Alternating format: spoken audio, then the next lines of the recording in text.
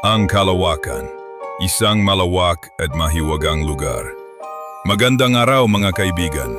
Isara sandali ang inyong mga mata at isipin ang isang lugar na walang hangganan. Maligayang pagdating sa Kalawakan, isang malawak, tahimik at mahiwagang bahagi ng ating universo. Ang Kalawakan ay puno ng mga bituin, malalaking bola ng gas na naglalabas ng liwanag at init. Ang ating araw ay isang bituin, at ito ang nagbibigay buhay sa ating mundo. Sa paligid ng mga bituin ay umiikot ang mga planeta. Ang ilan ay sobrang init, ang iba na may napakalamig. May mga planetang may makakapal na ulap, may malalawak na karagatan, at mayroon ding katulad ng ating daigdig, may lupain at buhay.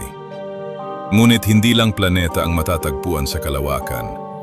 Naroon din ang mga galaksya, napakalalaking grupo ng bilyon-bilyong bituin, planeta, at gas na pinagbubuklod ng grabidad.